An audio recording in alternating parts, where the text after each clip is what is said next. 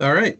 Welcome, everybody. My name's Silas Chamberlain. I'm chair of the Pennsylvania Conservation and Natural Resources Advisory Council. Thank you for joining us virtually today, which feels a little awkward because we haven't met virtually now in several years. For a while there during the pandemic, we had it down to a science, and now I feel like we're kind of learning how to do CONRAC remotely again. So thank you for bearing with us and pivoting to virtual. Obviously, this was supposed to be the second day of 2 days that we were spending as a group in Reading in Berks County. And just due to the uncertainty around the state budget, we obviously had to pivot, cancel some of those travel plans. And we'll hopefully still have a really productive meeting here virtually with some good updates, including updates on the budget, and then a great panel session around environmental education. I do want to start with a reminder that the session is being recorded for record-keeping purposes. As with all CONRAC meetings, this is a public meeting and is part of the public record. By participating in this session, you're consenting to recording and retention and use of the session. I want to also just thank Nicole and Ryan and Ara and those who worked on planning our Reading field visit. We had started planning that 6 to 8 months ago. And obviously a lot of logistics go into every time we take CONRAC on the road. And a lot of our partners spend some time supporting that planning. So hopefully it didn't go to waste. Maybe we can reconvene in Reading at some point, but did want to acknowledge all the hard work that the team had put into that. Just a quick logistical note, we will have a brief working session for our council members following our public meeting. I believe there's a separate link for that meeting, and so we'll actually conclude the public meeting, and then please rejoin us on the other link. If you get on and nobody else is on, just hang in there for a couple minutes while we handle the logistics.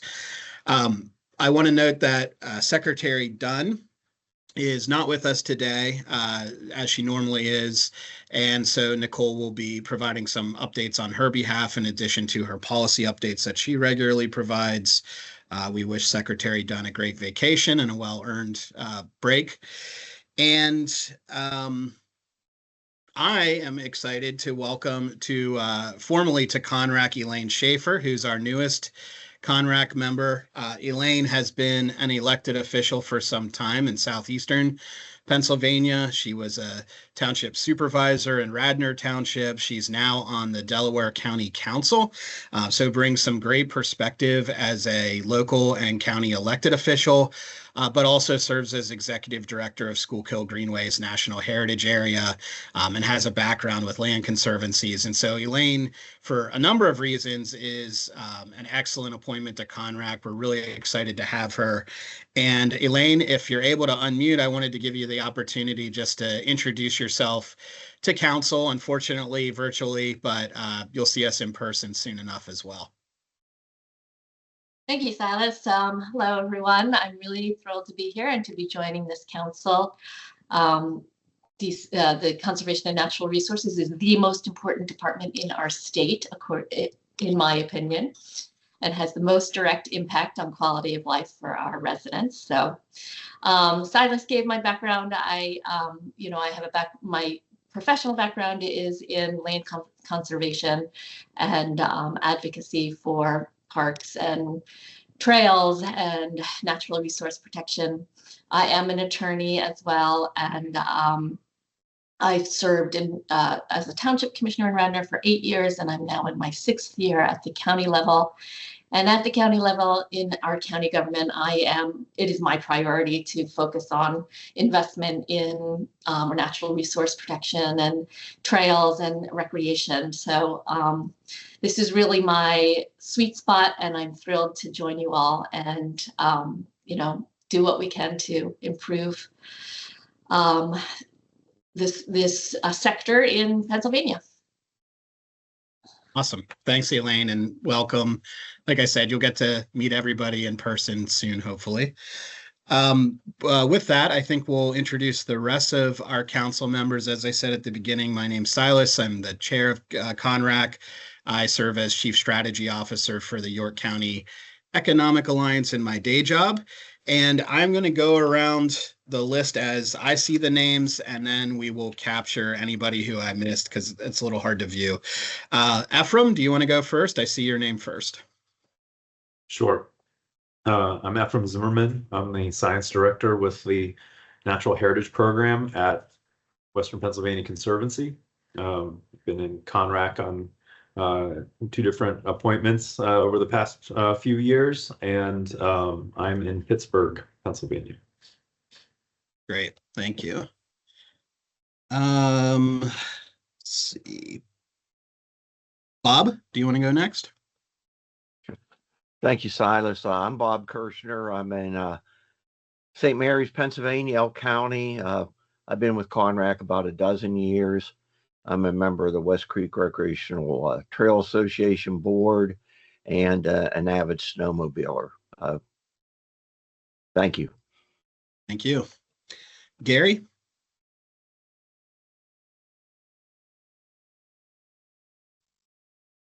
Hi, I'm Gary Cribbs. I'm a geologist with EN Geoscience. Been on the board a long time, and I'm in Havertown, Delaware County. Thanks, Gary. Marcus?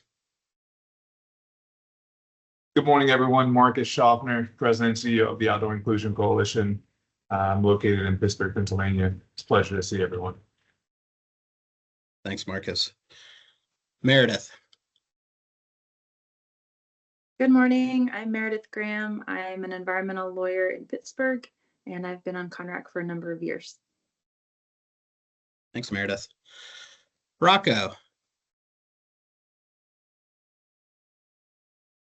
Good morning, Silas and all. My name is Rocco Ally. I have been on CONRAC almost as many years as Gary Cribbs. I represent the outdoor heritage,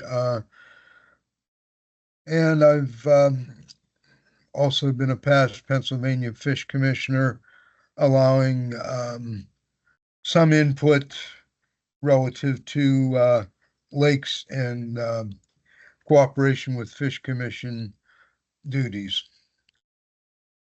Great, thanks, Rocco. Geraldine?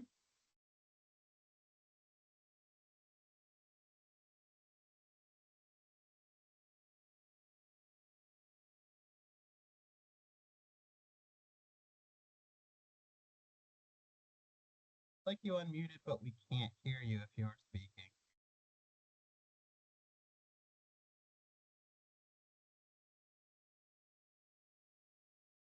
Okay, we'll give we aren't able to hear you, Geraldine, but maybe we can circle back then.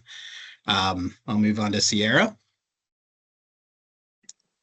Hi, Sierra Fogel with Pocono Whitewater and Pocono Biking in the Jim Thorpe area, and this is my second year on CONRAC. Thanks, Sierra. How many people will be at Pocono Whitewater this week? A lot. Yeah, exactly. Figure this is like the height of the season, right? It's got to be crazy. Cool. Well, thanks for making the time for us. Janet Sweeney. Morning, everyone. Janet Sweeney. I'm with the Pennsylvania Environmental Council, and I think I have been on CONRAC as long as Gary and Bob as well. And I'm up in the Northeast. Thanks, Janet. And Tanya. Hello, Tanya Brown. I think one of the newest members, maybe 2 or 3 months. Central Pennsylvania Park and Rec Director, retired, and I was a PRPS president for 4 years prior to retirement. Thanks, Tanya. Thad? Good morning, everyone. I'm Thad Taylor, forestry consultant and timberland appraiser. I'm located in Coudersport, Pennsylvania. Good morning, Thad. Did I miss any other council members? I don't think so. Okay, so seeing none, we will move on in our agenda to public comment. We'll do 2 public comment sessions, one now and one at the conclusion of the meeting. Is there anybody, or have we received any public comments, or does anybody have public comment to offer at this time?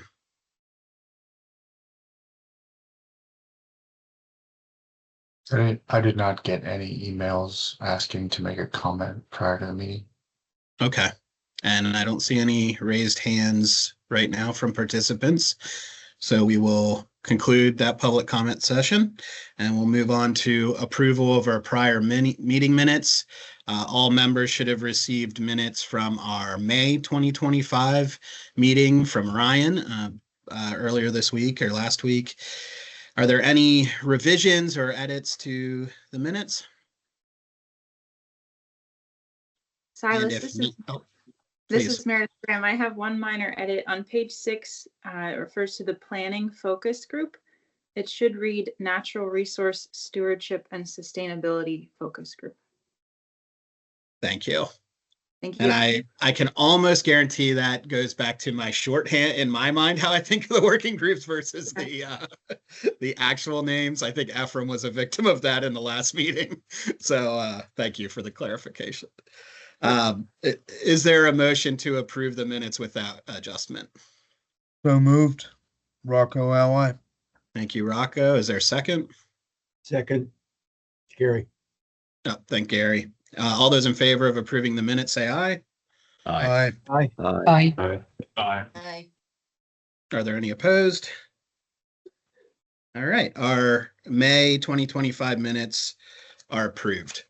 Thank you for that. So we'll move into council report. I have just a couple updates, a true potpourri of varying topics, and then we'll go into our regular working group updates as well. I did want to congratulate the DCNR team and the many stakeholders that participated in the statewide comprehensive outdoor recreation plan process, the creation of the 5-year SCORP for Pennsylvania that serves as the blueprint for outdoor recreation is always a long and tedious but really important process. We've created award-winning SCORPs in the past, and I have no doubt that this new SCORP will, be really well received as well. The SCORP is now publicly available for your review. We can certainly make sure that all council members get a copy of it. I think you'll find a lot of alignment between the priority areas in the SCORP and the work of CONRAC and our working groups. And we are grateful that on several occasions, Brandon Hoover and other DCNR staff provided updates at CONRAC meetings as this process moved forward, sharing the statewide survey results, sharing some of the initial findings. And we'll certainly use the SCORP recommendations as a way to advance some of CONRAC's work as well. So I just want to reiterate the thanks to the DCNR staff who worked on that, in particular Brandon Hoover, who spent probably more than the last year focused on advancing the SCORP and getting it published. And I believe Nicole dropped a link to it in the chat for those that are interested in looking digitally. I want to ask that members and those tuning in save the date for the Pennsylvania Greenways and Trails Summit, which will be held September 21st to 23rd in Harrisburg. This is always a great convening of folks that are working to advance greenways and trails across Pennsylvania.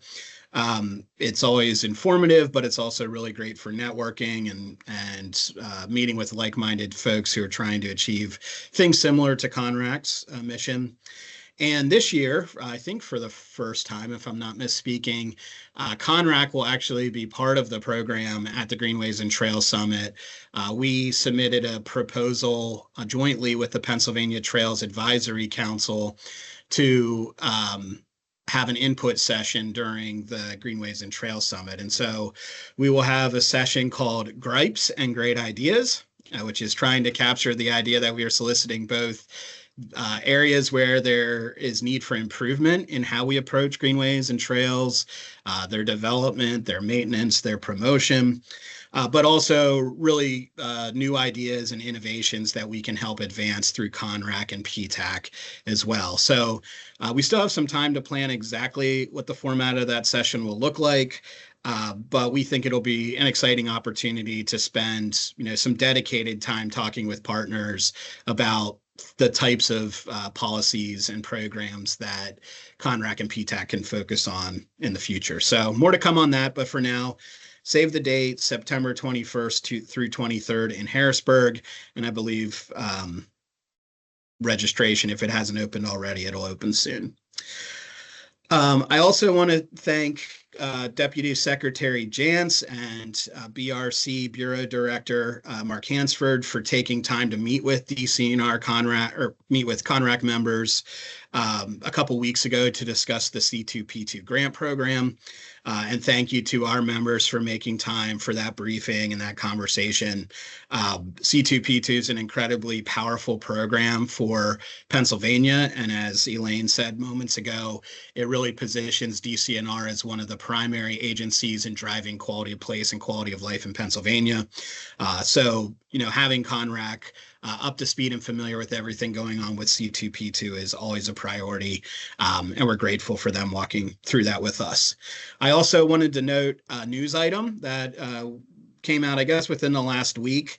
If you recall, when we did, for those members who have been on council for a couple years, we did a field visit to, at the time, the ATV pilot connector project in North Central Pennsylvania, which is now just the North Central ATV connector trail.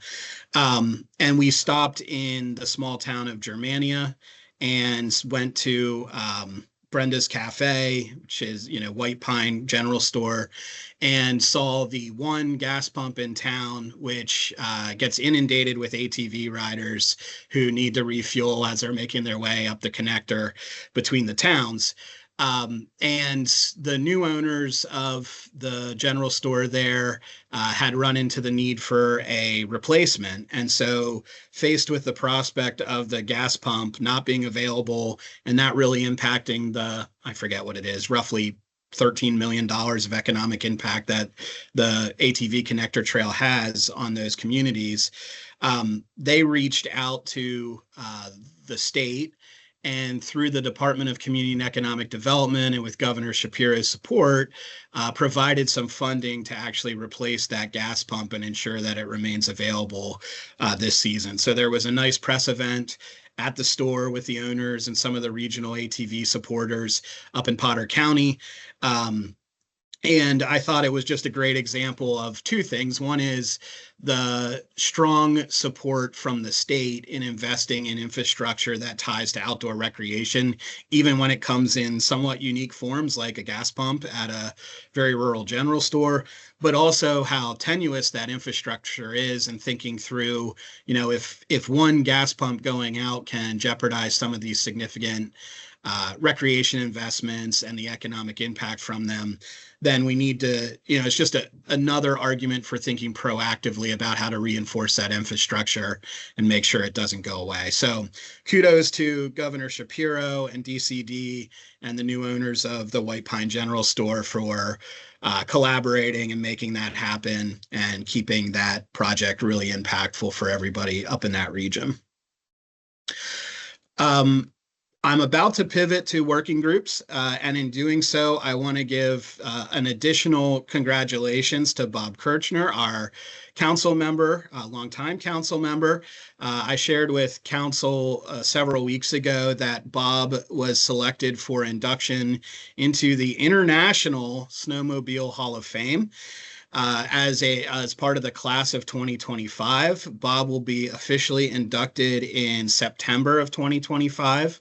Obviously, we know Bob's work through council and through his work in Pennsylvania. It's pretty awesome to see him get international recognition.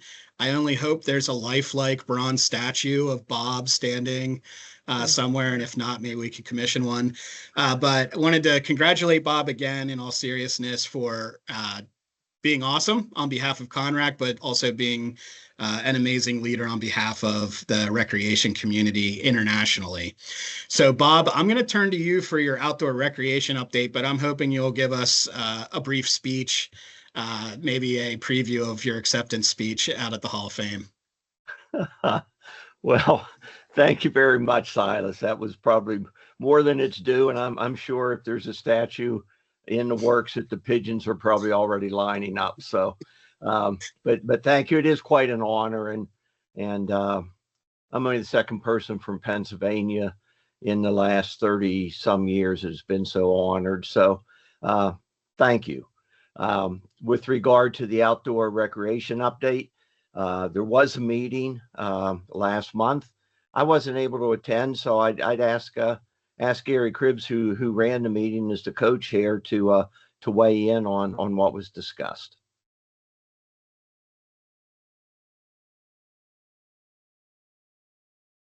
Thank you, Bob, and congratulations again. Great honor. Yeah, we didn't have an agenda specifically for that meeting. It was a lot of discussion items.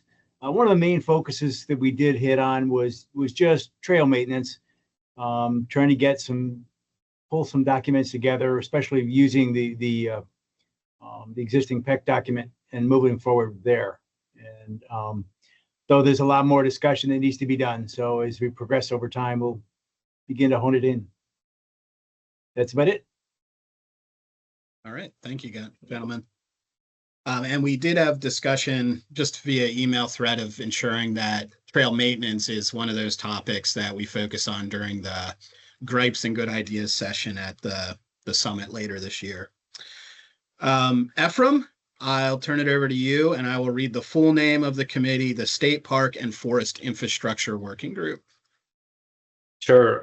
And I'll be even briefer than my colleagues, Gary and Bob. We did not meet in June, just given schedules, and it's the field season for most of us, or the recreation season for the rest of us. So we had planned to do some more discussion during our field trip, but well, we're here now. So we'll plan to meet next month in the off month. Sounds good. Thanks, Ephraim. Meredith, Natural Resource Stewardship and Sustainability. I have no substantive update. But thank you for That in checking in. That in itself is an update. Thank you, Meredith. Marcus, do you have an update for equity and opportunity for all? Yeah, thanks, Silas. Quick update on my end, just scheduling additional time to meet with key partners, hoping to increase community participation over the next month and ongoing commitments. So we'll plan to meet next month in our off month and hopefully provide an additional update in our next formal contract meeting. Sounds good. Thanks, Marcus. And then the final working group is economic contributions, which I lead. We have not had any formal meetings, in part because of the work of the Elevate Outdoors PA planning process and following the lead of the Office of Outdoor Recreation.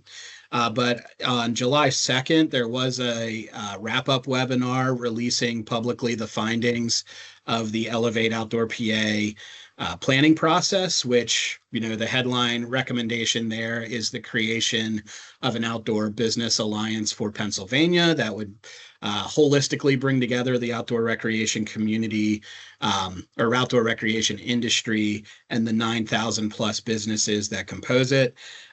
There's some other great tactical recommendations in there as well. And between some of the members of that steering committee and the leadership at the Office of Outdoor Recreation, there will be some announcements happening, hopefully sooner than later, although the budget will play into this, about the next steps on that Outdoor Business Alliance. And I think what you'll find is there's been a lot of really good momentum behind the scenes, a lot of planning, some external funding being invested in this work, and it's all going to lead to a really impactful next year for this new entity as it's able to be announced and formalized. So lots of good stuff to come, just not a whole lot we can share in this moment. Anything else on any of those working groups or any questions or concerns regarding council during our report?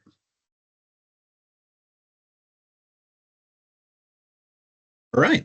So with that, I'll turn it over to Nicole Farraguna for her DCNR policy report. Hi, good morning, everyone. Nicole Farraguna. I'm the Director of Policy and Planning here at DCNR. And as Silas mentioned, the secretary is on a well-deserved vacation and enjoying nature at its fullest. So she sends her regrets. As you know, she really likes to do her best to attend these meetings, even with her crazy traveling. And so I am going to provide a few additional updates in my report since there won't be a secretary report. I know one thing that Cindy would want me to note is the 30th anniversary that we just marked on July 1st. So this month celebrates the 30th anniversary of DCNR. On July 1st, 1995, it was formed by splitting the former Department of Environmental Resources into two entities, DCNR and DEP. So we are really doing all we can to reflect on 3 decades of commitment to protecting the natural resources that make the Commonwealth a vibrant and beautiful place to live, work, and visit. Over the past 3 decades, DCNR has played a critical role in safeguarding Pennsylvania parks, forests, and waterways while providing access to outdoor recreation for millions of residents and visitors. And while we celebrate this milestone, we also recognize that this is an opportunity to really look ahead at the many initiatives still underway and how we can ensure Pennsylvania's natural environment remains a resource for generations to come. And I'm just going to pop an article that our communications team put together celebrating, hopefully that works. Maybe it won't work. Well, I will after my comments. How's that? Or maybe Wes has it. Celebrating 30 years of DCNR. And I will note that we would be celebrating with cake if we were in person. But of course, that was not to be. So I also want to welcome Elaine. We are so excited to have you on council and to really just tap your wealth of expertise. Elaine just has so much background in government, in conservation and recreation and cultural resource protection. And so we're just thrilled to have you. So thanks for serving. As Silas alluded to, we are currently in a budget impasse. So as you are all probably aware, the 2025-2026 budget has not yet been enacted. Negotiations continue while the state fiscal year ended June 30th. Last week, the House Appropriations passed a budget bill, but neither the Senate or House are scheduled to return until September. At least that's what their public calendars say. So more to come on budget. Just a note on Sunday hunting. As you're probably all aware, Governor Shapiro signed Act 36 of 2025, a bipartisan bill that has repealed the longstanding ban on Sunday hunting. The Game Commission meets on Monday and may have additional actions related to the 2025-26 hunting season. DCNR has the ability to regulate hunting and trapping on DCNR lands, and there are state parks where certain forms of hunting are prohibited to just ensure the safety of our visitors. DCNR will be determining how best to manage Sunday hunting from an operational perspective, and will plan to share draft plans with DCNR's advisory councils in the coming weeks. So we will be providing you an opportunity to provide input as we develop that guidance and planning documents.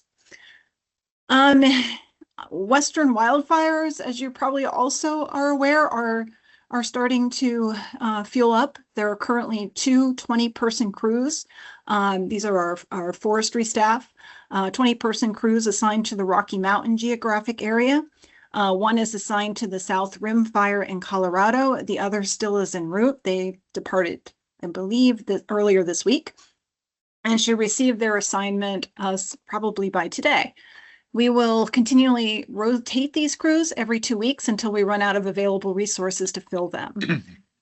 There are 2 wildland fire engines, each crewed by 4 persons assigned to Oregon and Utah. Both engines are working initial attack, which is chasing down new starts to prevent them from growing into larger incidents. And the engine crews will also rotate out to every 2 to 3 weeks. In 2025 so far, we've sent 19 personnel in single resource positions. These folks have training and experience in specialized positions to work within complex incident management teams and or to serve as leadership on the fire line. Also from a forest health perspective, spongy moth spraying was completed in May. Some areas of fall cankerworm damage have been treated. Beech leaf disease is very pronounced, and we're looking at establishing some study plots in the Loyalsock Forest District. Moving on to just some updates on timbering. Forestry has facilitated a total of 78 timber projects, 14,083 acres sold, advertised or in process. And our annual target is 14,400. I'll also note that forestry is pursuing an electronic bid system for timber sales and meeting with its contractor to get that structured. So we can report more about that in the future. Silas mentioned the North Central Regional ATV Trail. I was able to attend the event with the Governor Shapiro. It was just really well attended, and just a great event, and really just a great show of collaboration across agencies and across our partners. The NRAT season passed its midway point with approximately 5,200 permits sold. So to be able to ride that trail, you need to buy a permit, put it on your ATV. So 5,200 permits sold. With one holiday weekend remaining, it's likely to pass the previous high in tags sold, which was 5,585. The revenue from NRAT was $247,900 for fiscal year 2024. And this includes tags sold in the last half of the calendar year in 2024 and first half of 2025. And then we have just, DCNR has been convening a group of partners within the region, county government, townships, businesses, rider groups, non-motorized recreation groups, PennDOT, state police, DCED, and others between the last few months to really kind of identify how we can make this trail system more sustainable, and really trying to give, empower and provide more ownership to the municipalities and the counties that are supporting this trail. And so we are looking to establish a council of governments. That's the recommendation that came out of these meetings. The county commissioners are really leading this effort in Clinton, Potter, Tioga, and Lycoming counties to establish the COG, Council of Government, with a target of shadowing DCNR for the 2026 NRAT season and transitioning to leading the effort in 2027. So a very ambitious timeline there, but we have some really a lot of excitement and enthusiasm by the counties and municipalities. And of course, DCNR is here for the ride and will certainly help support them as this moves forward. Moving on to C2P2 grants, just a quick update. So for round 31, our current round, we received 420 applications requesting approximately $120 million. Our staff have, of course, been reviewing these applications. We have our statewide recommendation meetings that are currently in process, and the hope is to announce awards sometime in the fall. Moving on to SCORP, I will echo Silas's platitudes to DCNR staff and partners on the development of SCORP, and special thanks to Brandon Hoover for leading us through this planning process. Now it's time to implement the plan, and we're working across agencies and with our partners and across bureaus to implement the many actions that have been identified in that plan. And then just a couple of updates so on the federal side, we continue to monitor the impacts of the reconciliation bill and proposed budget cuts in DC. Additionally, we are monitoring attempts to rescind funding that was already authorized by Congress. So last week, for example, you saw the first rescission package didn't necessarily impact DCNR, but we recognize that there are likely more of these to come. There are standalone grants that forestry has received from federal fiscal year 24 that have executed recently. We're still waiting for about $2 million in fiscal year 25, what they call core funding for wildland fire, urban and community forestry, forestry stewardship, and forest health. The office, OMB, has yet to apportion this funding at the federal level to U.S. Forest Services. So if grant agreements aren't in place by mid-September, the money may likely disappear. So the time frame puts these funds at risk. These are used to support training, equipment, forest health monitoring, and the urban extension program in partnership with Penn State Extension. And then, as you probably recall, DCNR has submitted comments to Pennsylvania's delegation to support full funding of the national heritage areas. We had some good news. The Interior Appropriations Subcommittee report was released last week, recommending that each heritage area receive no less than the amount provided in fiscal 24.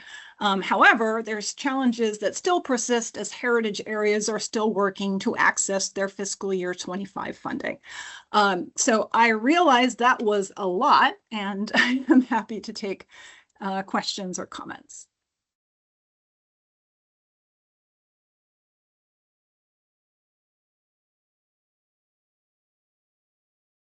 And Just council members, overwhelmed you all with information. you exhaustively covered it. Yes. Nicole Rocco Ally, one comment relative to Sunday hunting. There is a proposal, and I emphasize proposal, to open Sunday hunting September 14th through December 14th. Yes. And basically what that does is it involves all deer seasons, rifle, muzzleloader, and archery. If that proposal comes to fruition, does DCNR have any thoughts on what that will mean? Because once it's out there in the public, they're going to want to know if they can hunt on DCNR lands. That's all I'm just Yes. trying to get ahead of the game, if you will. As are we, Rocco, and appreciate the question. So yes, we have our staff is working on, what we are proposing in terms of what could happen on state parks and state forest lands. Honestly, state forest lands probably not all that impacted.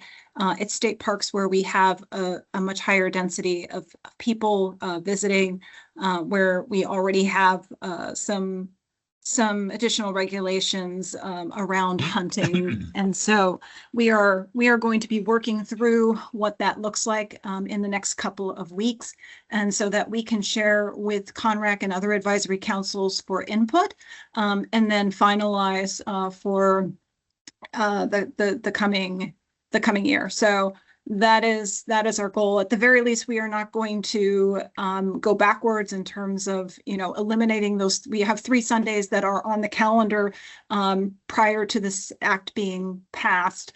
And so we are prepared to allow for that to occur on state parks in this year.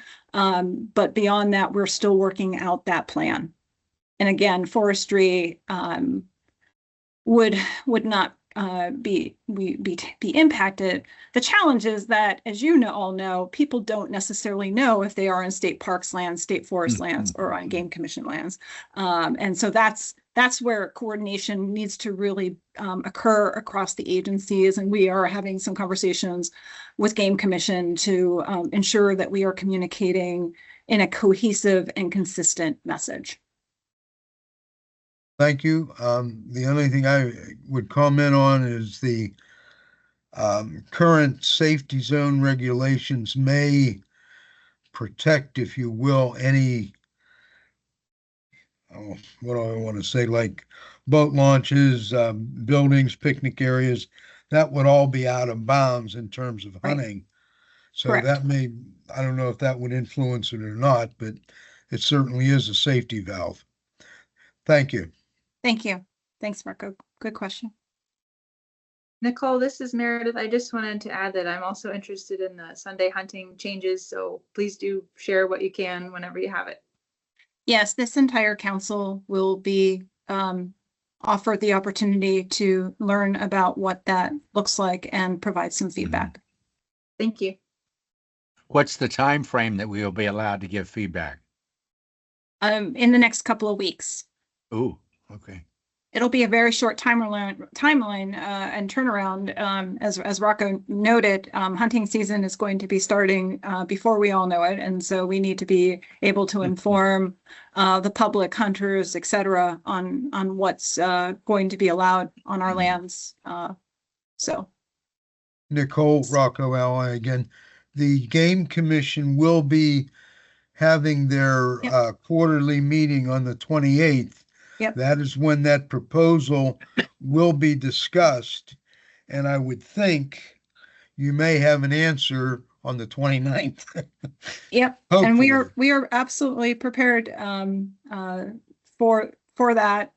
Thank you, Rocco. So that is, again, our hope, but we appreciate the Game Commission taking swift action on their end and helping us to kind of work through our process as well. So we've been coordinating and communicating with the Game Commission as well.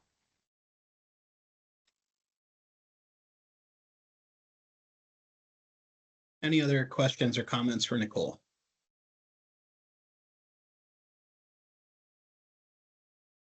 All right. Thank you, Nicole, as always, for thorough report.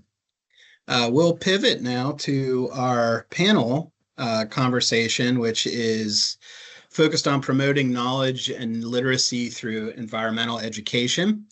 And we have 4 speakers joining us today, each of whom are experts in this and also practitioners. So I'll introduce the speakers now, and then each one of them will have an opportunity to briefly introduce themselves and their organization and an overview of their intersection with environmental programming. And then we'll have some questions for them that are prepared, and then we will also turn to council for any questions you may have for the panelists. So our panelists today are Dr. Nanette Dietrich, who is with Millersville University and the Stroud Water Research Center, Allison Mackley, who's with Berks Nature, Sarah Presogna with Nolde Environmental Education Center, and Megan Roselli with Hawk Mountain Sanctuary. You can tell that these presenters were chosen in part because of their concentration around the Reading and Berks area. So we would have been happy to be with you in person, but thank you for joining us virtually today. And so to kick off introductions, I'll turn it over to Nanette, and she can describe her work around environmental education. Wonderful. Thank you so much for inviting me to come today. So my name is Nanette Dietrich, and I'm not sure if we have the slides. Let me see. Oh, here we are. Wonderful. So I am a professor of science education at Millersville University of Pennsylvania in Lancaster County. I'm also an adjunct at the Stroud Water Research Center. So I wanted to take just a moment to talk about the programming that Stroud Water Research Center offers. If you know a little about Stroud, they are one of the premier freshwater research centers in the world, and they're located in Chester County, Pennsylvania. The education department's goal is to translate the work that the scientists do at the center into environmental education for the K-12 audience, but also for the public, for practicing teachers. So they like to say they're from pre-K to gray as their audience. The Director of Education for Stroud is Steve Curlin, and I have, if you're interested in their programming, an email to educationprograms@stroudcenter.org. Stroud Center has a large cadre of educators. They have an education department that includes 21 educators, 5 are full-time. They do a wonderful job of recruiting stellar, recently retired area science teachers that also make up a large part of their part-time educators, giving them over 400 years of teaching experiences.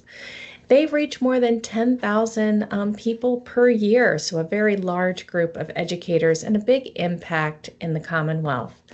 We look at the offerings. They do a lot of outdoor education.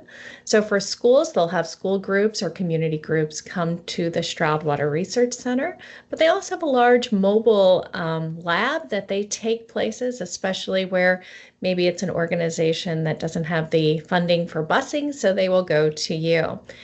They also do a lot of educator professional development. So they have a lot of short courses and one-day experiences for Commonwealth teachers so that they can take what they learn back to their own classrooms. They do consultations for outdoor learning spaces. So they've got a big initiative on helping to increase the number of outdoor learning spaces. I work a lot with Stroud on grant collaboration. So we do a lot of, we're trying to make sure we're involved in educational research, curricular innovation, focusing a lot on giving students not only knowledge, but also knowledge that leads to environmental action. And they also, coming a lot out of COVID, they have a lot of virtual learning opportunities. So whether that's the virtual leaf pack or Model My Watershed, they're well known for. So really making a wonderful impact on K to gray environmental education in the Commonwealth. So I'll pass it on to the next person.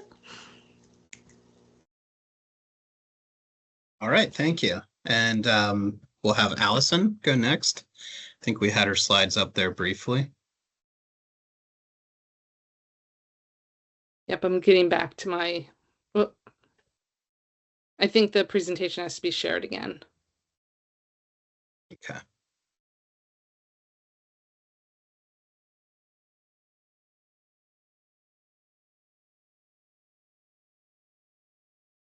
Okay.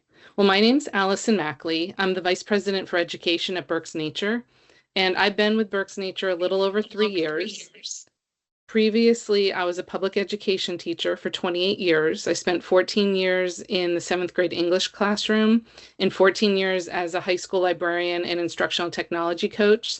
So my background is a little bit different probably than most people's in the environmental education field. Then I worked at a local college as a director for curriculum development and found my way to Berks Nature. I do have some graduate credits in environment and ecology courses from Penn State University, which helped me along the way too. But I lead two sides of Berks Nature. I lead Berks Nature Environmental Education. So we have 3 educators, 1 a full-time educator and 2 other full-time staff members that also have responsibilities in other departments in the organization. So 3 total available to us at any time. And then I also lead the Berks Nature Educational Programs LLC. We have a preschool and eco camp director and 10 staff members.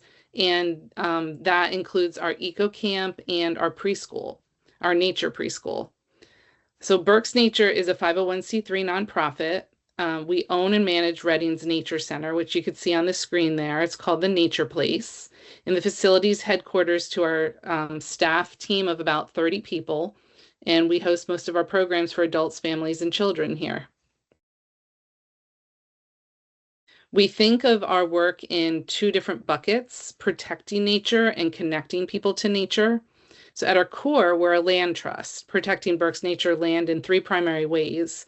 By protecting land under conservation easements, so Berks Nature holds approximately 11,000 acres of private land in Berks County. We facilitate land transfers for conservation, and we acquire land to steward. So in the past 50 years, we've helped to preserve over 12,000 acres of land in Berks Nature. So now we shift to connecting people to nature. In that bucket, we reach about 7,000 to 10,000 people a year in our educational programs. Our educational programs bring a lot of opportunities to our local residents. Our field trips are popular, and we regularly sell out during the spring of each school year. We offer a variety of stations. Some include nature journaling, nature scene investigation, macroinvertebrates, hiking, animal furs, geology, camouflage, and the use of our nature play area.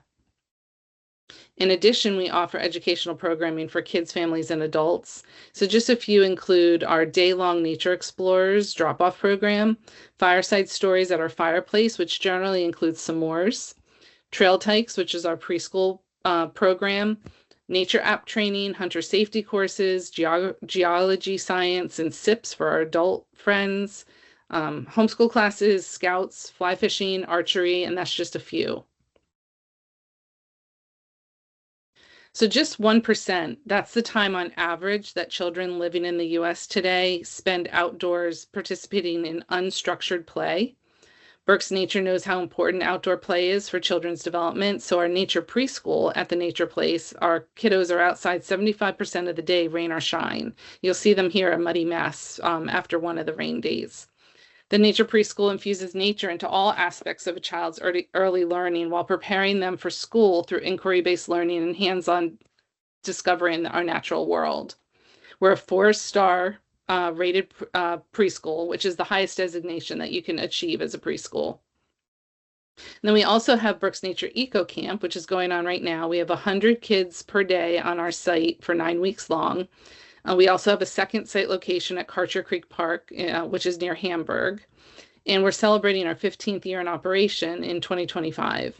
The goal of Eco Camp Summer Day Camp is to teach Berks County youth about living green in the environment while growing an understanding of and commitment to the stewardship of our earth. So we hope that you do get a chance to visit. The meeting was supposed to be there today. And our grounds are open 7 days a week, and our lobby is available Tuesdays and Saturdays from 10 to 3, and we look forward to seeing you. Great. Thank you, Allison. And that picture couldn't be more awesome of the kids covered in mud there from playing outside. That's great. I'll turn it over to Sarah from Nolde.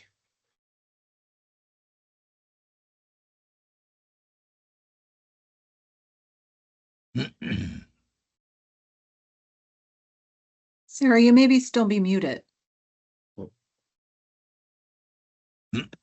I am very bad at computers because I work in the forest. Hello, everybody. My name is Sarah Prasanya, and I am the Environmental Education Specialist Supervisor here at Nolde Forest. I have a pretty, let's say, more normal trajectory of getting into environmental education. I come with about 20 years of experience in what we consider the non-formal education sphere, which means I was not ever a classroom teacher, but I have been working with botanic gardens and museums and those sorts of, structured spaces for student learning to help integrate into classroom learning, which is what brought me here. And we are really excited to introduce you to Nolde Forest today.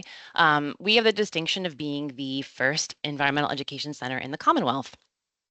And we're still in operation, and we're pretty excited about that. We're a very small staff. There are only 10 individuals that work here, and only 4 of them are full-time. A center manager, our administrative assistant, our maintenance repairman, and myself. Our other 6 staff members are all seasonal, and of those, only 3 more are education. So we only have 4 education staff total, and those seasonal staff follow a 9-month school teacher year. So they work 9 months out of the year. We also call ourselves K to Gray because we work with a wide variety of audiences. However, one of the places that we do the most work with is our local school districts. Last year, we were able to serve over 7,000 students from 13 local districts, and then work additionally with another 245 students from 3 of our local colleges. We have, students that come for field research, come for field trips. We have a process in place where the teachers let us know what they're learning in the classroom, and when they come out here, we work with them to do hands-on learning in the field, usually about 2-hour-long lessons at a time to give the kids a really immersive experience in what they're doing. And of course, we also work within the community. We have really strong partnerships with local librarians, senior centers, research labs, and Spanish language organizations in the Reading area as well. We welcome people to come to Nolde Forest, and we welcome them here for programs, but we also go out into the community to try to meet our audiences where they're at, because we know that not everybody feels comfortable or is not able to access transportation to come here. We do a lot of programs for schools. But one of the things that I like to talk the most about is our flagship program, which is called One Bird, Two Habitats. we're really excited because starting this school year, we are being integrated into the Reading School District curriculum. So we will be involved in all the 3rd grade classes across the district in both Reading School District and the Muhlenberg School District for this program, which is really exciting. And the program itself has gone through many, many iterations as we have built relationships with teachers, incorporated their feedback and suggestions into the content to make it more integrated and relevant for their students. We've also worked to create new lessons, which are more hands-on and student-centered and focus on the newly adopted STEEL standards, which I know you're going to learn about in a little bit. The program consists of 2 hour-long in-class lessons and then 1 2-hour-long field trip here to Oldie Forest. So we see the students 3 times for 3 weeks in a row. In the classroom lessons, we focus on bird adaptations, what key features make birds birds and different from other animals. We teach them how to use field guides and online resources to identify birds in their own neighborhoods. And we give them math and art homework extensions to help incorporate learning into other subjects after we leave. When they come here for the field lesson, they learn about bird migration and we incorporate it into geography. A lot of our students are from the Reading area, and so they have a lot of family ties to Central America and South America, which is a really great way to incorporate their family and lived experiences through bird migration, because that's where a lot of our birds go to spend the winter. Then we let the students put their new science practices into learning and practice, because we let them participate in the Cornell Feeder Watch program, where they actually collect data, identify the birds that are here, and help submit that data online to scientists at Cornell and all over the world who use it for monitoring bird populations. That program grew from a partnership with just a handful of schools to now be implemented across 2 districts, which we're really excited about. And I also think really speaks to the value that schools are beginning to place on these integrated, holistic learning experiences. So we're really excited about it. And I will pass it to Megan. Okay, great. Thank you, Sarah. So my name is Megan, and I am the Director of Education at Hawk Mountain Sanctuary. If you don't know, Hawk Mountain Sanctuary is located on top of the Kittatinny Ridge in the middle of Berks and Schuylkill counties. We have a view from our north lookout on the screen right now. This is during our migration count. So Hawk Mountain was founded in 1934. And our mission has kind of changed and evolved since then. But currently, our mission is to conserve birds of prey worldwide, providing leadership in raptor conservation science and education, and by maintaining Hawk Mountain Sanctuary as a model observation, research, and education station. So it's really cool because education appears in our mission statement not once, but twice. So we are dedicated to educating people mainly around migratory birds and raptors, or birds of prey. Luckily, we take a very holistic approach to conserving raptors, because we fully recognize that in order to conserve these birds of prey, we need to conserve the land that they live on and their food resources as well. So we not only have programs just about raptors, but we have programs about butterflies and insects, and we do stream studies. We do all sorts of things in the environmental education realm. Okay. So a lot of people know Hawk Mountain Sanctuary for our migration count data. So we have been counting migrating raptors for 91 years. We just finished our 91st count of raptors. We are the first bird of prey sanctuary in in North America, and we also have the longest running count data as well, which is really amazing. But we also offer some education programs that integrate the data and findings that our conservation science team finds. So we are a very small staff at Hawk Mountain Sanctuary. We have 20 full-time staff members, and this includes staff from our conservation science department, from our stewardship department, and administrative and educational staff. So our education department is currently 3 full-time individuals, myself being one of them, a part-time individual, and we always have trainees and interns as well. I'll talk about that a little bit more once we get into some of our questions. But our education platform is pretty robust at the moment, although we are currently working with teachers and other organizations and school districts to try to figure out how we can expand our offerings to better meet the needs of our community. So right now we have our summer nature camp going on. Our summer nature camp happens from June until August, and we welcome 30 students each week to the mountain to learn about different topics. Right now, one of the topics that we are learning about is wilderness survival. It's the camp that's happening right now. But we also cover topics including animals, nature art, raptors, and more. We also offer programs for scouting groups, including overnight stays in our campground, homeschoolers, and preschoolers. And similar to the other organizations on this call, we are also, I guess, K to Gray, where we work with all different types of people throughout all different points in their life. So we do offer field trips. I will note that our field trips are not only booked by school districts, but we also get a lot of organizations that would like to come and kind of do something different for their big annual meeting or something like that. And we can offer them hiking and bird presentations. We do off-site visits. So similar to what Sarah was saying at Noble Forest, we recognize that not everybody can get to the mountain. And so we can also come to you and bring our birds to you and bring Hawk Mountain Sanctuary to you. These are popular not only with schools, but with retirement communities, libraries, boys and girls clubs, things like that. Something really unique that we offer is our conservation field courses. So these are often hosted by our conservation science department or in conjunction with our conservation science department, where they can teach you something like our raptor field techniques course, where you get to go out and trap raptors and learn about how we can track them and,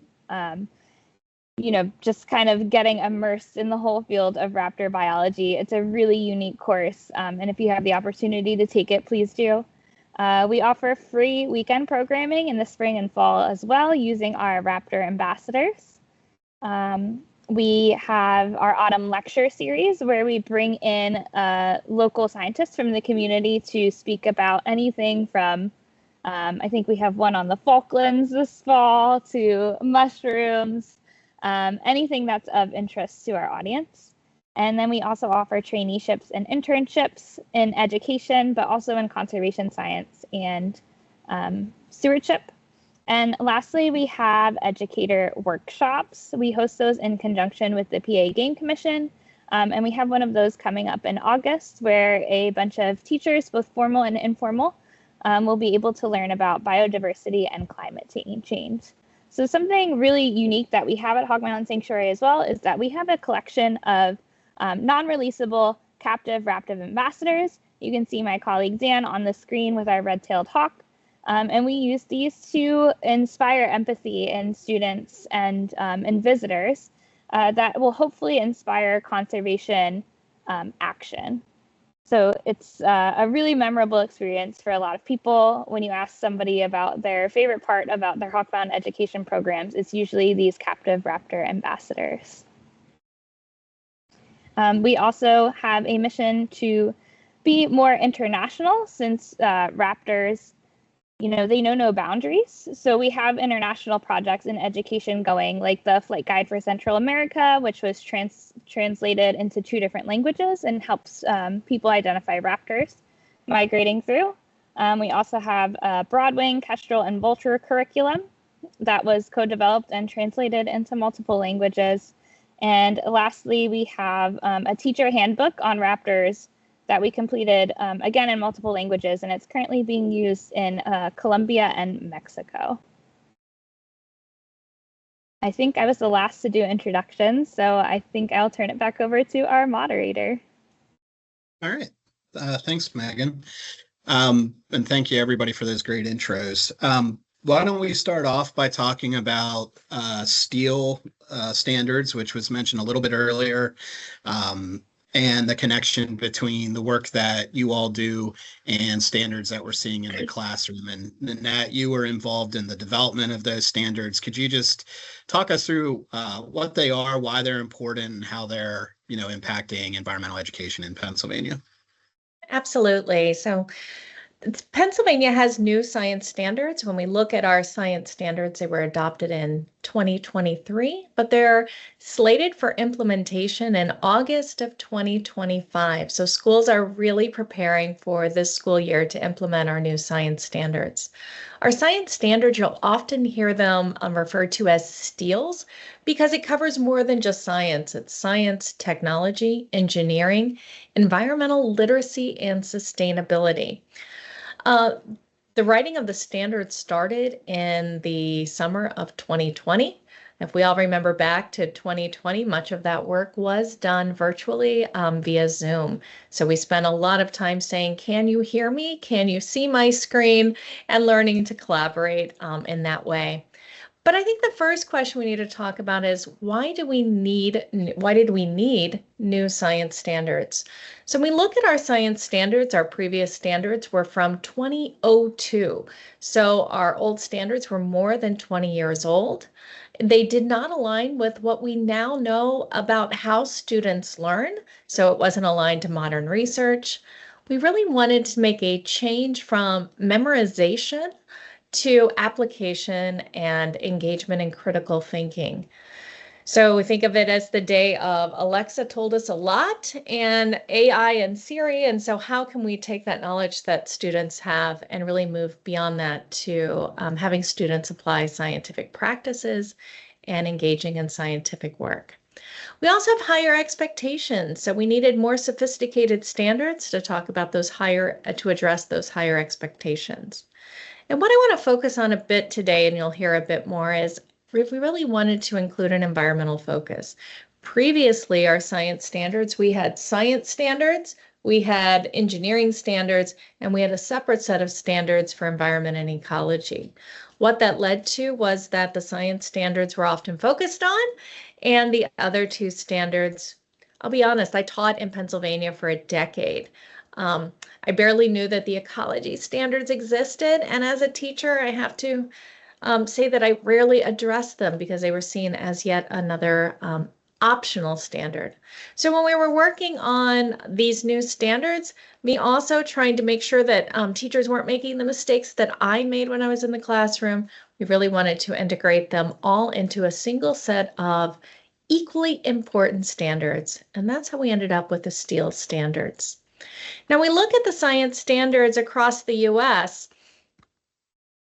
It actually started, I'm going to get to where we are now. Currently, there are 49 out of 50 states have adopted similar new standards. When you talk about Pennsylvania, we were not the first. In fact, they would say we were either 47th or 48th in the adoption of these new standards. So while they are new to us, they are not new to the nation as a whole. But how we got to these new standards? Well, science education since, we'll go back to the Cold War era, 1958 to 1980. Science has always been in the curriculum as a way to meet a national need. So we think about the Cold War era. The purpose of science education really was to identify the talented so that we could make sure that our national defense and our safety was addressed by identifying those talented scientists that could go on to higher education, get the PhD, and work to keep our nation safe. Well, around 1990, we really started a shift. We wanted science education for all. So as our economy changed and we're looking at the influx of STEM jobs, looking at technology and innovation, we needed an entire populace that was versed in science, technology, engineering, and math. And to do that, we needed to change the way that we taught science.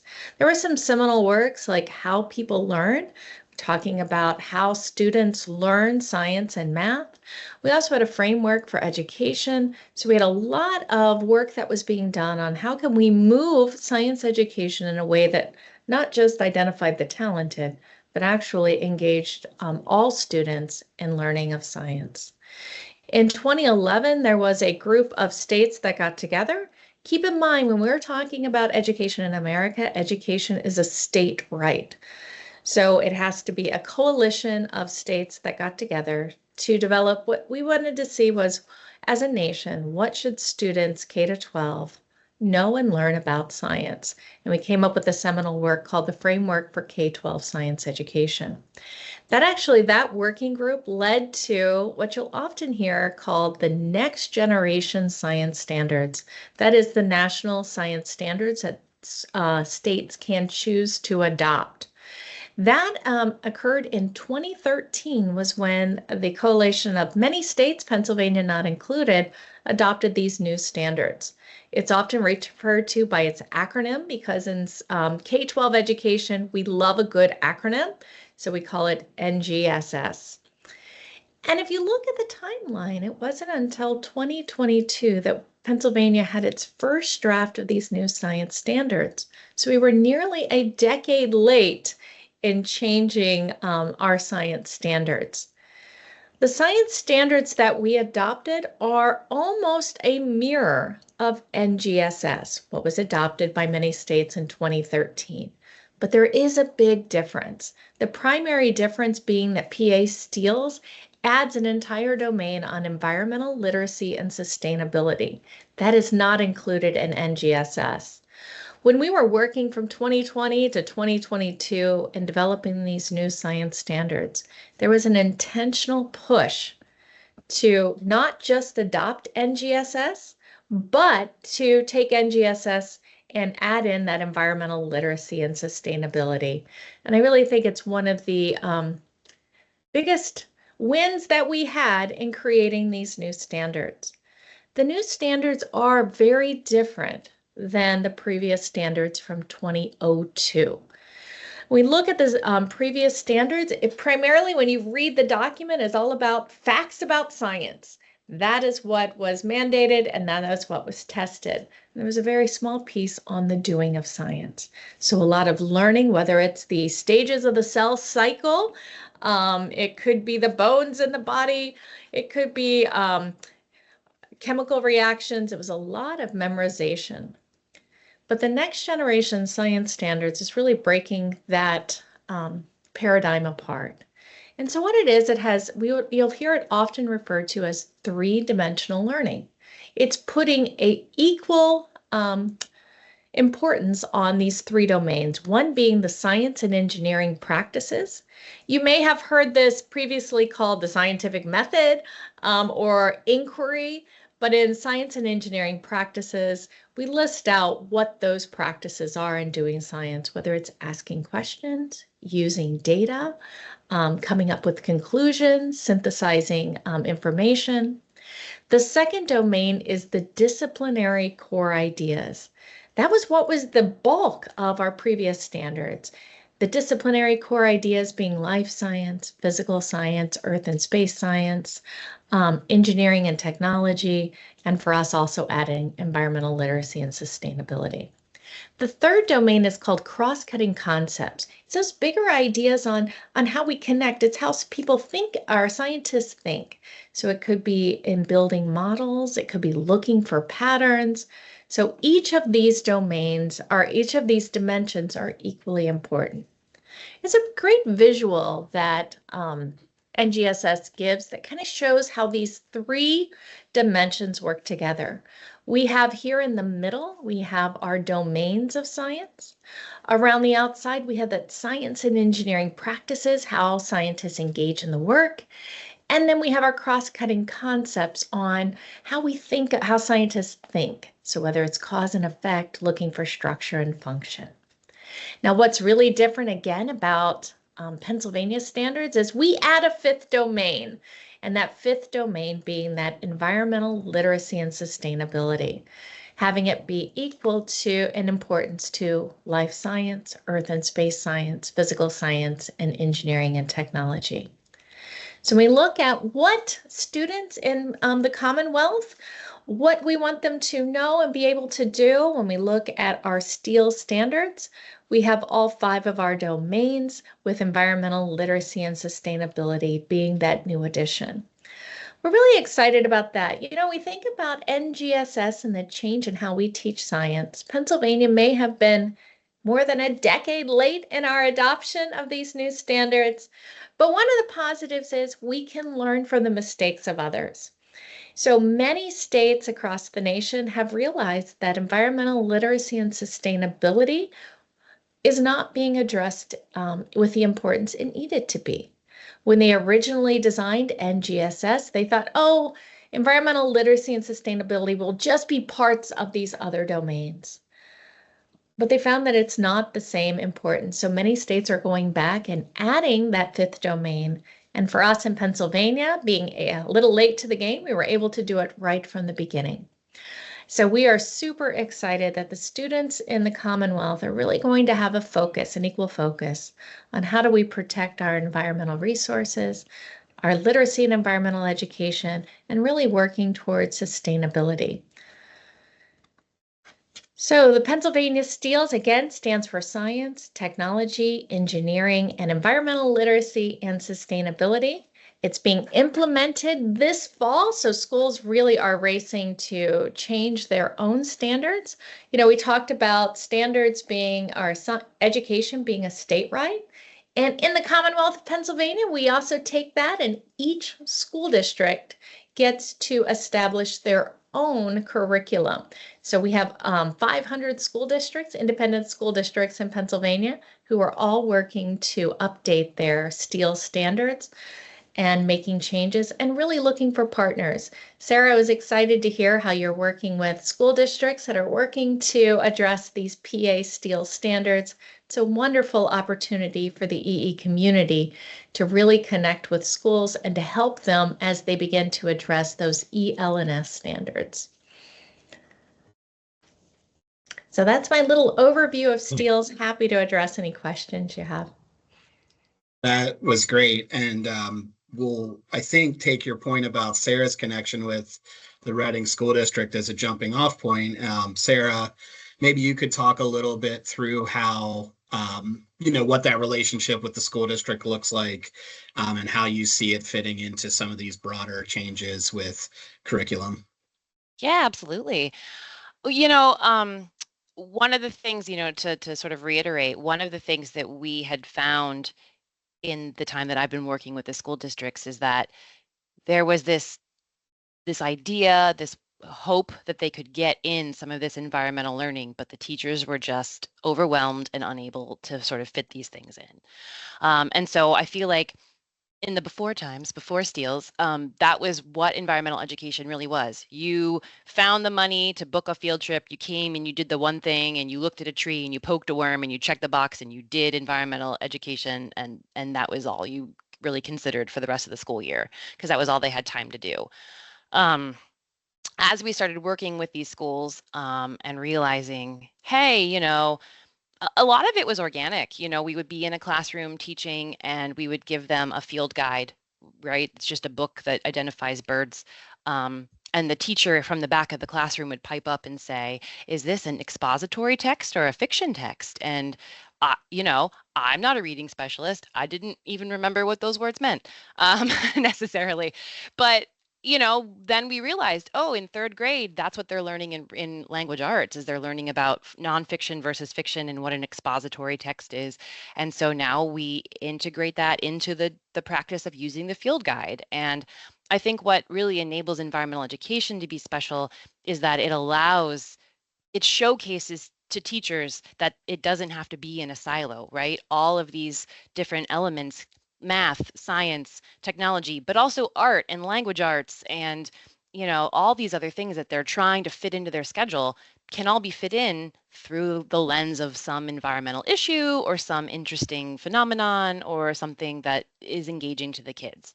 And that's really where the program blossomed. And I think because we were able to start making those tweaks and talking to teachers who knew the STEELs were coming, but didn't necessarily at the time feel like they were getting any kind of training or knowledge onto how they were going to have to completely change what they were doing. Or to be honest, they didn't have to completely change it, but they felt overwhelmed like they were going to have to. And so we were able to even just say, hey, by incorporating this and by doing this other thing, you're kind of already working on that trajectory. And so I think that has been what has enabled us to be so successful in getting into the classrooms from an administrative place rather than going from the teachers up. Like now the administration sees the value of it for everybody. Yeah, that's excellent. Allison, Megan, are there ways that you think this will impact your work or your relationships with school districts?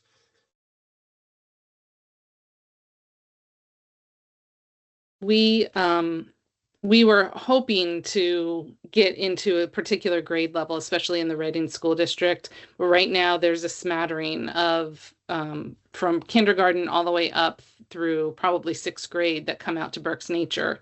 So we would love to get into a situation that Sarah and Nolde Forest is in which we could see like every 4th grade in the school district, so that we could go into the classroom, which we do, because we've learned that sometimes transportation costs or substitute costs or whatever else it might be is really prohibitive to them coming to see us. So we go into the classroom a lot, and we'd like to see something more strategic happen now that the STIL standards are in effect, or will be in effect in this upcoming school year.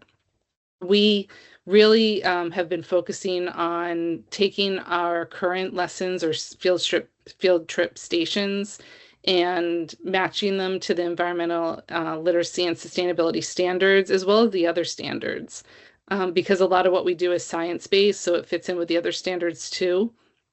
And we learned that we really have to take a look at our stations and what we are normally doing, so it's not a sit and get situation, but the students are really focusing on hands-on learning and uncovering that learning. So we ask a lot of questions now, and we focused on inquiry-based learning, whereas before we didn't necessarily always take the time for that because we have a limited time with the kids. Unlike Sarah, we have 45-minute stations.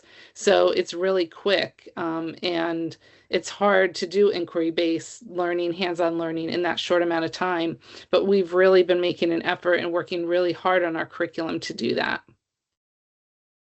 Great. Yeah, I would definitely agree. So I actually just started as the director of education at Hawk Mountain Sanctuary in December. So I've only been with Hawk Mountain for about 7 months, which in Hawk Mountain terms is nothing. Most people have worked there for years.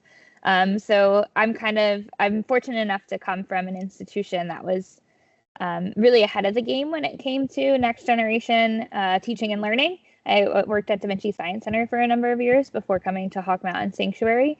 So I'm currently in the period of kind of like, looking at our programs, evaluating them, I'm very, very big on community feedback. So I'm trying to talk to as many people as I can, as many stakeholders as I can in the education world, and kind of asking them, like, how can we best help you? Like, we know a lot of things are changing right now. What do you need? How can we support you?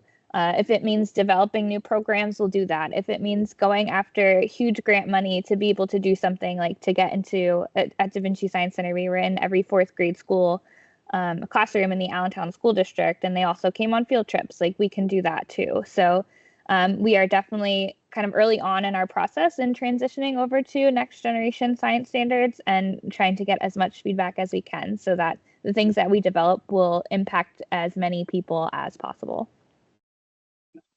Thank you. I know several of you spoke about, maybe all of you spoke about how you both welcome people in to your sites, but also go out and interact directly with audiences beyond your boundaries. And I think that's probably one great way to encourage broader engagement and equity and accessibility when it comes to accessing environmental education. Are there other ways that you are thinking through your work in terms of access and equity, and maybe overcoming barriers for populations that wouldn't have been exposed to this in the past? And is there support, whether it's state support or private support, that would help make that work easier or help advance that work? And maybe since Nanette went first, I'll pitch it to her again to give others a break here. Sure. So I think that's really important, is understanding the constraints of schools. And we want all students to be able to have an experience. So one of the things that we did at Millersville, it was through a NOAA Be Wet grant, is we went into our local school district and we're talking about outdoor field experiences, particularly. Their schoolyard became the focus of exploration. The idea that we didn't have to go far, we needed to look at our own area as through an environmental lens. So we created a curriculum called the Shared Waters Project, and I put the link in the chat. And our goal was to create something that really addresses these ELS standards, that leads to, it's built on what we call a MIWI framework, which is Meaningful Watershed Educational Experience. And the goal of a MIWI is to lead to student voice and choice in an environmental action. And I know that most of us love working with kids because they truly believe they can change the world. And it's our job to give them the knowledge, the space, and the tools to be able to do that. And looking at Shared Waters and the MIWI, our goal was that our schools could connect with their local environmental education resource, and that whether it's an Oldie Forest or whether it's Hawk Mountain, can connect within the curriculum that the school is using. So it's not just a field trip, but it's part of that larger ecosystem of the learning that that's happening. So by the Environmental Education Center knowing what the students are working on, they really can tailor to how they can fit into that adopted curriculum. So I think that's how we're looking at meeting the needs of all students, regardless of the resources of the schools that they have. Great, thanks, Nanette. Other thoughts on that? Yeah, I'd be happy to talk. So at Hawk Mountain, we have a very strong commitment to what we call IDEA. It stands for Inclusivity, Diversity, Equity, and Accessibility. And we have a couple things that we do that kind of fall under that umbrella. The first one is that we have what's called an IDEA Fund, which is a scholarship fund for schools and individuals to apply for, where they can get our programs either partially covered or completely for free. So we offer these like as summer camp scholarships, as field trips for offsites, and we also offer them for some of our Field Institute style courses as well, like our Captive Raptor techniques course. And then as far as accessibility goes, we actually, a few years ago, we undertook the huge project of building a fully ADA accessible trail up to our South Lookout. So South Lookout, North Lookout is about a mile from our visitor center, but South Lookout, you still get a really great view of the migrating raptors, and we host educational programs there as well. So now we have a path that people can get up, and if you still can't get up, even though it's fully accessible, we have a golf cart that can take you up there. So we can give you a ride all the way out to South Lookout so that you can take part in the educational programs that happen there and take part in our Hawk Watch count. We also offer specific accessibility events. So one of the ones that's coming up soon is our Accessible Hawk Watch, which is taking place on September the 23rd. And we just try to go out of our way to make anything that we do as accessible as possible. Something that we struggle with at Hawk Mountain, though, is getting people to the mountain in the first place. So we are kind of in the middle of nowhere, which is where a lot of these facilities are.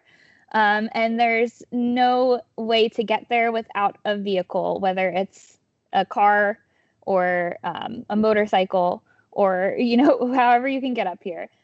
So something that would really help us is public transportation being able to come up to Hawk Mountain Sanctuary. And although it probably wouldn't be the most popular bus stop there is, I guarantee it would be one of the most impactful bus stops that there is. And that would greatly help us be able to serve even more people where transportation is a barrier. Excellent, thank you. Sarah or Allison?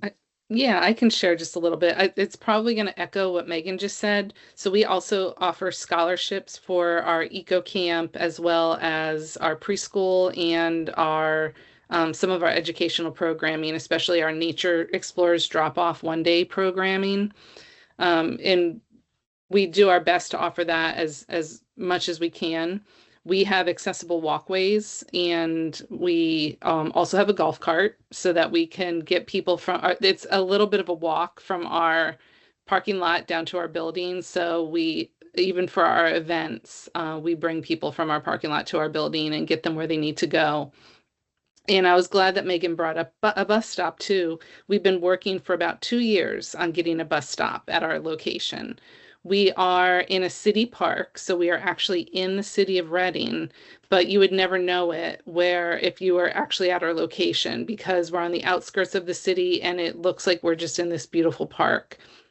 We are right next to Alvernia University, so that's another benefit for us, but the transportation that goes to Alvernia is a little bit too far away. They could probably walk to get to Berks Nature, but it'd be quite a hike for them to do that. So we are really looking forward to getting a bus stop, and we're hoping that that happens in 2025. That's the most recent information that we have.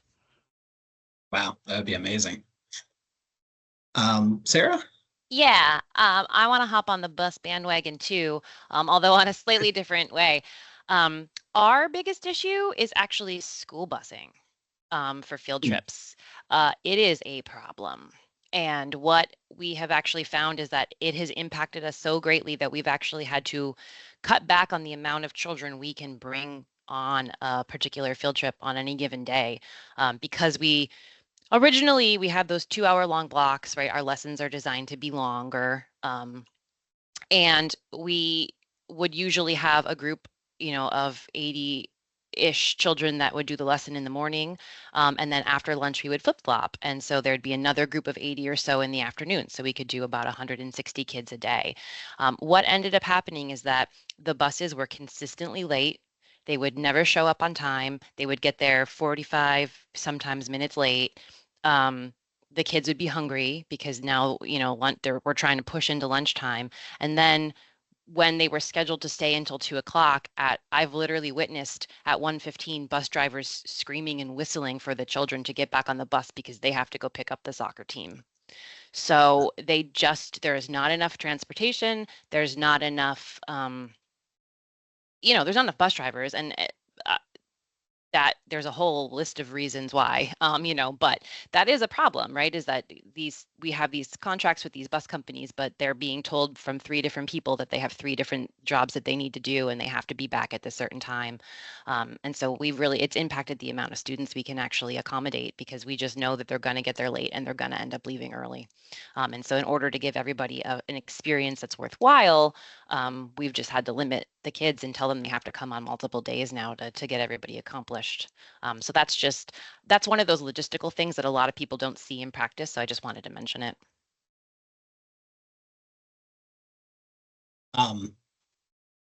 So I have a few more questions for you, but I want to make sure our council members also have an opportunity to ask any questions they may have. So council members, if you have a question for the panelists, feel free to unmute and ask it.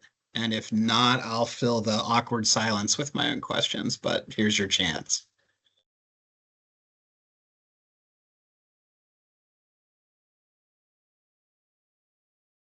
This is Meredith Graham. Thank you all, ladies, for your presentations. As a parent of school-aged kids in particular, I really appreciate the content of your presentation. I wonder how you are trying to engage children as they grow up, right? Like as they become older students or young adults, maybe college students. I think Megan mentioned internship programs. Do you all have that student population, if you will, in mind as you're preparing resources and programming? Just wondering how you keep them, how you retain them, how you retain their interest. We're talking about K-12. It's part of actually the Chesapeake Bay Agreement that Pennsylvania has signed on to, is that students in K-12 education are supposed to have 3 experiences within that K to 12 span. So at an early elementary, middle school, and high school experience in environmental education. So you'll see that too within our new STEEL standards. ELNS is the only one of the domains that are grade banded, which means we have a pre-K to 2, a 3 to 5, 6 to 8, and 9 to 12 are where the ELNS standards. So that's what we're doing from the formal education standpoint of public education. We get a lot of pre-K through 6th grade groups at our location, so we don't get as many middle school and high school groups. We do have a few coming in, and we work on some higher level water quality testing generally with them, which is really appealing to them. We also have an internship program for high school students and also for college students, and they get a taste not only of environmental education but of all of the departments in our organization, so that they could see how a conservation organization works. Yeah, at Hawk Mountain, we do something similar where we engage the youngest ones with our preschool programs. Then they can come on field trips, do our summer camps. In high school, we offer volunteer experiences and internships, although we have had trouble getting high school interns to Hawk Mountain, again, because of our location. And in college and post-college, we have kind of our crown jewel of Hawk Mountain is our trainee program and our internship program. So we have an international trainee and intern program that has trained over 500 young people from 75 different countries and 6 continents on either environmental education, conservation science, or stewardship. So these experiences are again targeted for college students, although we have had older, post grads as well. And we also offer field courses to colleges. We just partnered with a college in Virginia to offer our captive raptor techniques course. And some of our classes are for adults as well. So we do try to, grab them young and kind of retain them throughout. But it's not always as easy as it sounds. A lot of the times, and this is just very generally speaking, a lot of the times the environmental education experiences are seasonal positions and they're temporary. So that means that the people doing these, and they're also a little bit lower paying, to be completely honest. So that means that it really limits the pool of candidates that we can pull from. So we're really trying to pull from people who are under 26 because as of right now, they can still maintain their parents' health insurance. And we're pulling from people who probably, don't need as much of a salary to live on, whether it's because they don't have as many student loans or they have parental support. So it's as great as these programs are, we're super proud of ours.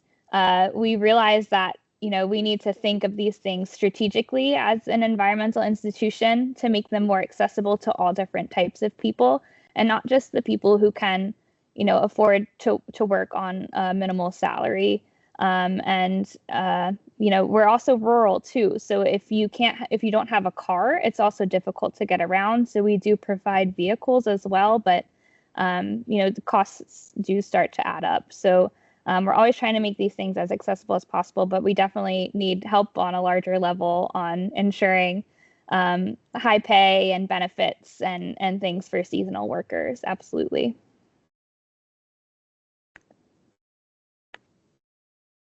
Yeah, I'll just jump in and say that for us, a lot of what I work to do is to build relationships with the local teachers, more so than the students, if that makes sense, because what we have found in the past few years is now the word is getting out, and some of the teachers that we worked with very closely, either at an elementary level have gone on to get their certification for higher ed, or their kids have grown up, and so now they're telling their teachers in the high school about what their kids did when they came here. And we're starting to see, we have a lot of younger kids that come, obviously, but we're starting to see a lot of high school programming come back. So there's and I'm learning a lot too. Like Reading has a field ecology class, which I wasn't aware of. That's like very specific for a high school level. And so they've been coming every year to do field ecology because it's hard to do, excuse me, to do that in the city. So, you know, this provides that opportunity for them.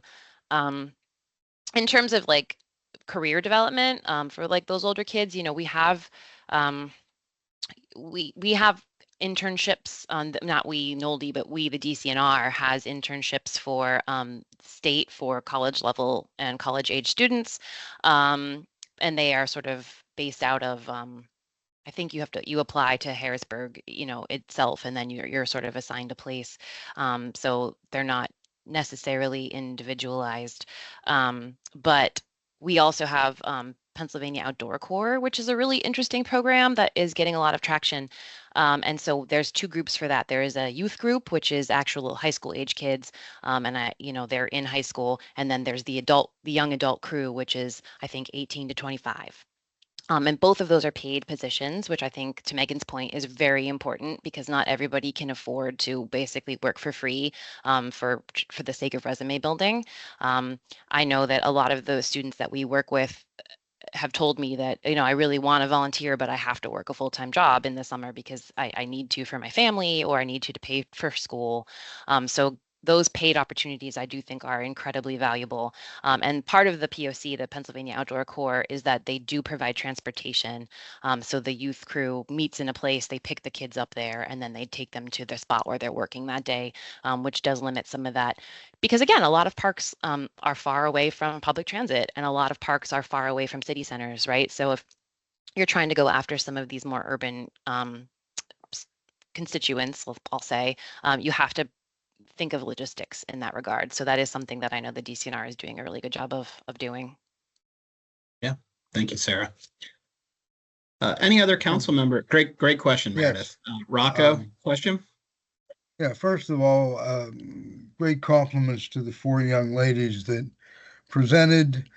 And I'm not exactly sure that this is relevant, but in listening to each one of you, water quality, study of the macrovertebrates in a stream, that seems to be a very common theme. And in just trying to combine a lot of that, and it could be at all levels as well. There's a program through the Pennsylvania Fish Commission that's called Trout in the Classroom. Okay, I see the smiles. Okay, if you take that program from receiving the eggs to developing the small fish, and then take it into the streams, from the streams you can build it on to the macrovertebrate population. I mean, it could go from, I believe Nanette said kindergarten to gray hair or something. You could take it that far. Just as a thought, it may be worthwhile to present that, if you will, to some of the teachers that come in for education, because in that program, a lot of them actually develop trout clubs, and the kids take it on into adulthood. Just a thought. Thank you. Rocco, thank you for that. I really do think Trout in the Classroom is a model program in how to connect with K-12 schools. The number of classrooms, whether it's a elementary or a high school classroom, they're using that for water chemistry, the macroinvertebrates, the action plan at the end, and the support that is given in both the setup for teachers and also the training. It really is a model program for that K-12 environment. So thank you for bringing that up. Thank you. Yeah, I would agree. And we actually participate in Trout for the Classroom. So in our lobby area, we raise the fish and we use it as a learning station for, excuse me, both students and adults who come to our nature center. And ultimately, one of our educational educators release those with a elementary school. So we see the power in that program, and I'm so glad that you brought it up. Yeah, totally agree. I was a classroom teacher for 2 years, and I was just kind of handed a curriculum, and it was just like, okay, go. So I don't think that's an uncommon experience. So it's hard for teachers to be able to take the time to explore those things and find those things that are, pretty easily accessible to them. They just have to find it. So I think that's a really big potential where us as informal educators, with some help from the state perhaps, can be the ones to go into those classrooms and do those lessons with students as well. Just because, when you're just trying to make it through the day, it's hard to think of what's coming next. But, we want to be here to support those classroom teachers. And often we have a lot of expertise in these areas. So it's definitely a big bridge that we can kind of fill when taking these programs that are well established and high quality, learning them ourselves and being able to facilitate them in classrooms. Exactly. Hey, thank you. Thanks, Rocco. Ken? Oh, sorry. Was somebody else going to go? It's Geraldine, but Ken goes first. Just saw his hand. Thanks for calling on me. I apologize. My bandwidth, I think I've lost you a dozen times so far this morning. So if the question is not pertinent, feel free to tell me so. But in this early education, one thing I'm seeing professionally is there's a great opportunity for a career in natural resource management, and especially in forestry and forest sciences. And everything that you folks have talked about is really relative to forestry, because the forester in managing the resource sustains the ecosystem that all flora and fauna survive in. And I just wonder if any of your programs, especially in education, addresses the need for natural resource managers, not just environmental educators, but truly natural resource managers moving forward. That's a great and relevant question, Ken, and it actually gets to something that was also on my list about just how the work that you're all doing relates to more broadly to workforce development in the outdoor space and sort of career pathways for some of the people you're engaging with. And looks like Megan has a response. So I didn't mention this in the introduction, but my degree is actually in natural resource management. I have a master's degree in natural resource management. So it's a topic near and dear to my heart. And a lot of our activities are kind of role playing being a natural resource manager, and how to do those things. So definitely trying to raise awareness about that field, giving kids the opportunity to be exposed to it at a younger age, and explicitly calling it natural resource management, because those are some big words that not everybody connects to being a profession. But environmental science, it infuses into so many different careers. Like when you were doing the introductions of the people on this panel, I was just struck by all of these careers that you need to have some type of environmental science knowledge to do, like an environmental lawyer, a forester, there's urban ecologists, there's probably way more careers that I am now forgetting, but like so many careers you can take in a natural resource setting if you just have that knowledge and that interest. And it's something that a lot of kids are just naturally interested in. So it's just our job to kind of take that interest and harness it and hold on to it, and not let them lose that interest in the natural world.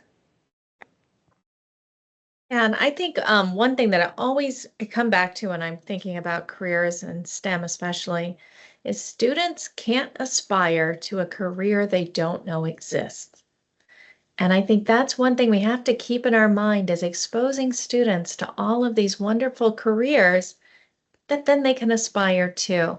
So whether it's the curriculum in our classroom or visits to the nature center, really calling out those places where, because students want to make a difference, and environmental science is a place where they can make a difference. But what are those explicit careers that exist that we can highlight for students so that they can explore more deeply? That's a really good point, because my mother passed away at 91 years old, and 35 years into my career, and she never understood what I did. Right. Thank you. Geraldine? Yes, thanks. I too have been having some issues this morning with volume and microphones and all of that. So I jumped onto my phone, but I just wanted to say this was a wonderful presentation from each of you and very informative. And I'm just so glad that there's people like you that were able to help get the 5th domain in.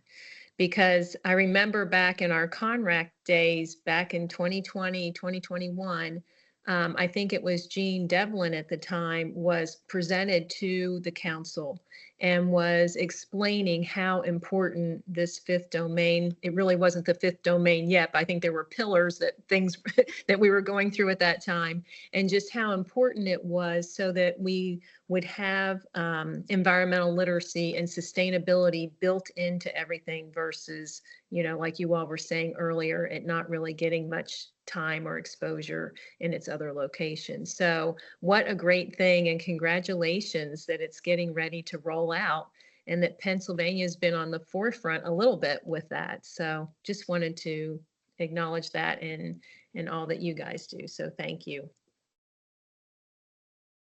Well said. And I was going to shoehorn another question in, but Geraldine summed it up so well there that I'm going to take that as the segue to thanking you all for being with us today, for pivoting to virtual, and for sharing some great perspectives. And I made a whole page of notes, and I think there's some really, there's obviously things that you could spend, hours talking about just one of these topics, and you all touched on them very well. So thank you again for being with us, and for engaging with CONRAC and DCNR.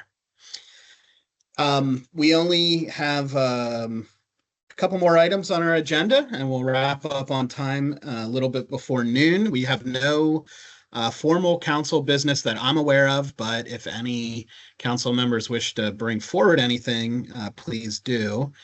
But I don't think we have anything up for a formal vote today. And since we don't, I'll move on to our second public comment period. I'll now open it up for any public comment that participants have, or for any that our CONRAC administrators have received during the call.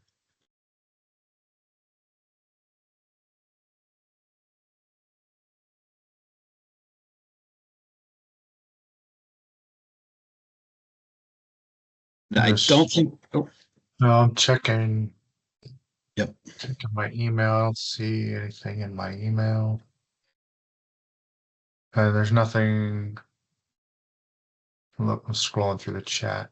It looks like the chat's just some congratulations for Bob and some links to some of the resources that were mentioned while people were talking. I don't see any questions. Yep. All right, thanks, Ryan. So we'll close our second public comment period. Before we adjourn, I just want to double check with maybe Ryan or Nicole or whoever has the link for our business or our working meeting. Is that a separate link? Can you confirm? And that was sent out to members, or is it the same link? It is a separate link, Silas, and it was sent to all council members. So yes, you should have it on your calendar. Okay. If you don't, feel free to send me a note, and I'll be happy to forward it to you. Okay. And I know we had it slated to begin at 12:15. What I'd like to propose is that we take a quick break and start closer to noon, if that's possible for everybody, because I don't think we're going to have a long working session, and I don't think we need to, have a lengthy break between the two. I think we can just kind of roll right in about 10 minutes. So, Ephraim, did you have something? No. Meredith? I just saw your name pop up. Nothing. Okay. So, question. Go for it.